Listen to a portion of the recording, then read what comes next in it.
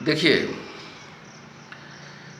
सबसे जो बुरी चीज़ें हो रही है या बुरी चीज़ें हो गई, ये सब के सब स्वार्थी लोगों के कारण हुई है। जैसे हमारे देश में, इसमें किसी को दो राय तो नहीं है कि महात्मा गांधी एक महान संत थे। आज़ादी की लड़ाई उनके नेतृत्व में ही मूल रूप से लड़ी जा रही थी। बाकी के लोग सहयोगी लोग थे, बहुत क्रांतिकारी लोग थे, बहुत बड़े बड़े योद्धा थे, बहुत देशभक्त थे, तरह तरह के संस्थाएं रही होंगी सबका, लेकिन महात्मा गांधी जी के प्रति एक अलग आदर था, क्योंकि ये महात्मा थे, संत थे। लेकिन क्या हुआ,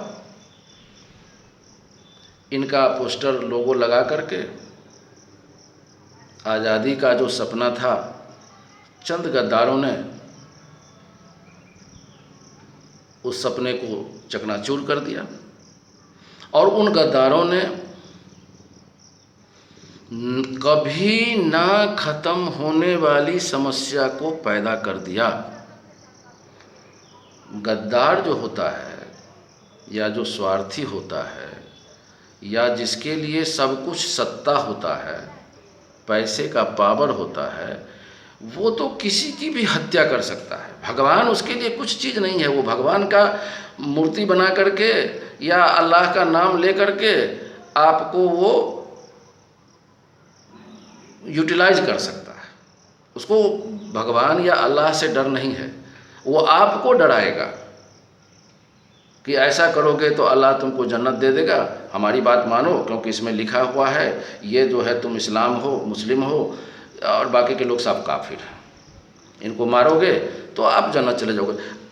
एक बेवकूफ़ आदमी यही समझेगा ना किसी से उसका बैर है, ना वो किसी को पहचानता है, लेकिन चूंकि मौलवी साहब ने कह दिया, वो गेटअप में है, ही इज़ नॉट मौलवी, in fact he is something else, कि कुरान शरीफ में ऐसा लिखा है वो काफिर है, हम मुस्लिम हैं। अरे भाई, जैसे महात्मा गांधी के सपनों को चूर करके महात्मा गांधी का फोटो चिपका दिया,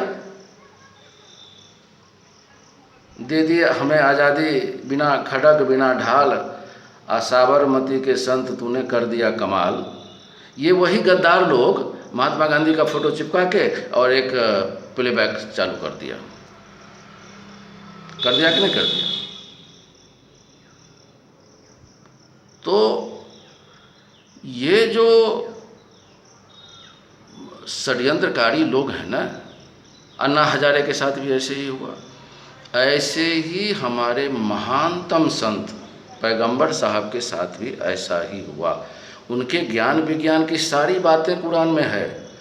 कोई भी नहीं कह सकता कि कुरान में जो एक एक बात उन्होंने बताई है आज का साइंटिस्ट फेल हो जाएगा। तो वो जो धर्म की बात समझाए, अल्लाह, अल्लाह के तो अनंत नाम है,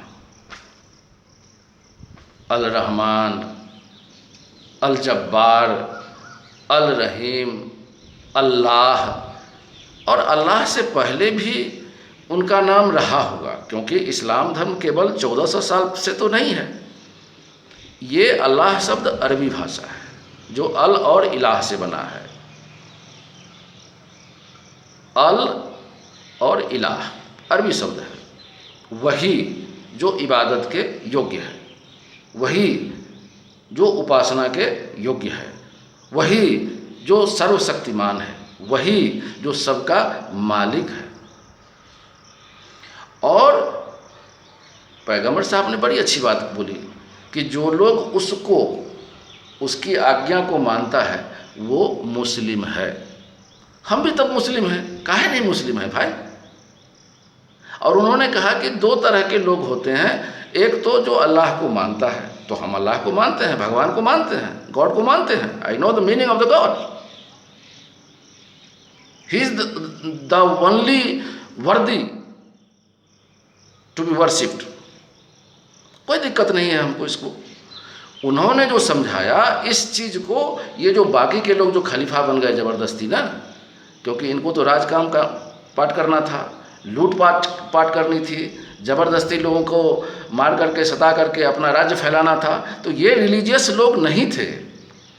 इन्होंने टैक्टफुली, जैसे महात्मा गांधी के आज़ादी के आंदोलन को बर्बाद कर दिया और देश को बांट करके बंटाधार कर दिया, और महात्मा गांधी का फिर भी नाम जपता रहता है, मैं तो गांधीवादी हूँ। 100 तरह का कुकर्मी है ये नेता लोग, लेकिन महात्मा गांधी का नाम जपेगा, मैं तो गांधीवादी हूँ। ऐसे ही ये लोग हैं, गेटअप लगा करके। ये किस पैगंबर साहब ने बोला था क्या कि मेरे बाद फलाना खलीफा बनेगा?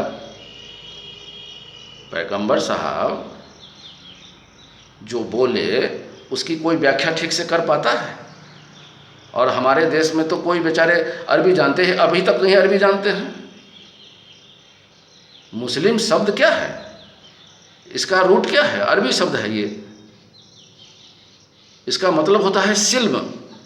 सिल्म मतलब ओबीडियंस, सबमिशन। तो हम तो मुस्लिम हुए ना भाई। उन्होंने क्या गलत बात बताई?